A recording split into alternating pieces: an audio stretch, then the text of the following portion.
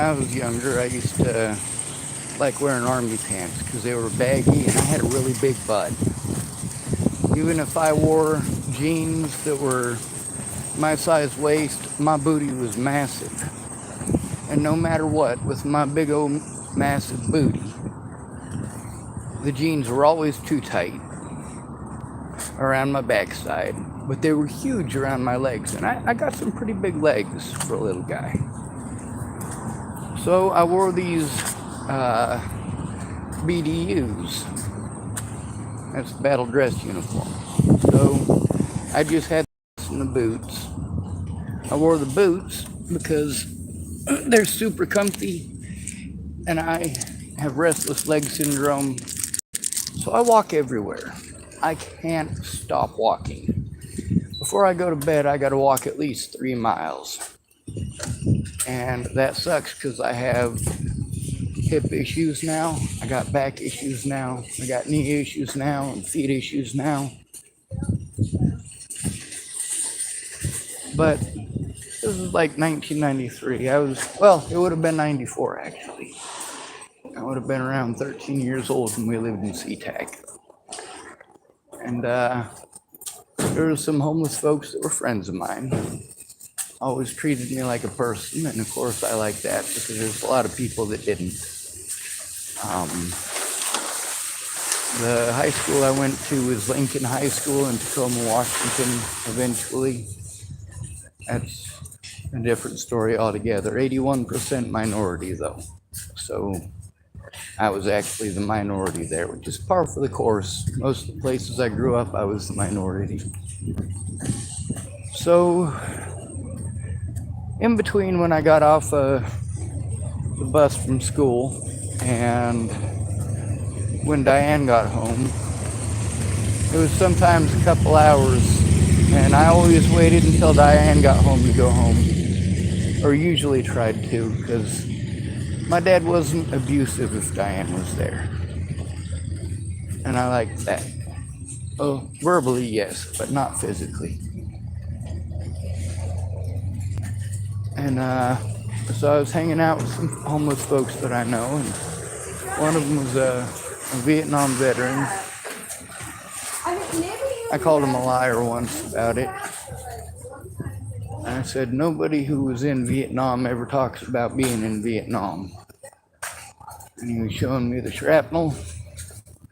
It was pretty gross looking, even after years after it was healed up. He was showing me where he got shot as well. Same engagement, I believe. I don't remember exactly though, because it was years ago. And so one day I'm sitting with him. He's holding a sign that says Vietnam veteran, and he's wearing modern BDUs, of course. He did some other work with the military, after the Vietnam War. He stayed in until like late 80s, I want to say, mid 80s, something like that. But he had to go to the bathroom, and because how messed up he was, it took him a while to get to the bathroom. Plus, it was over by the Seatac Mall, so he could go to the Seatac Mall, but he had to walk all the way there, and he walked pretty slowly. So he said, all right, I gotta go. I'll be right back. It'll probably be about 30 minutes. Would you hold this sign and fly it for me? So there I was, 13 years old. He takes off his hat and takes off his jacket. So I put on his jacket and put on his hat. And I'm holding this sign that says Vietnam veteran, and I'm 13 years old. Nobody fucking cared. There was a few people who took pictures. They thought it was hilarious. So that's the story of the first time I ever panhandled. By the way, doing that today comes with a charge. At the time, it was, well, anybody who saw that knew it was a fucking joke. And the guy who had me do it, he thought it was hilarious too. And, well, today that's called stolen valor. and it's against the law. That old guy who keeps following me around, he has a RV. It's the type is Dolphin. It's on my channel.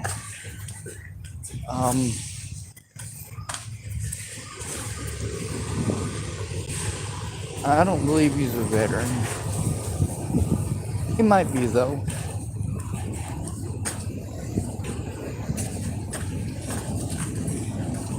He's for certain creepy as hell. Anyway, you know how we end these videos. Good to be with you. Thanks for coming to visit. Stay out of trouble or don't get caught. Remember, you are your brother's keeper, and no victim left behind.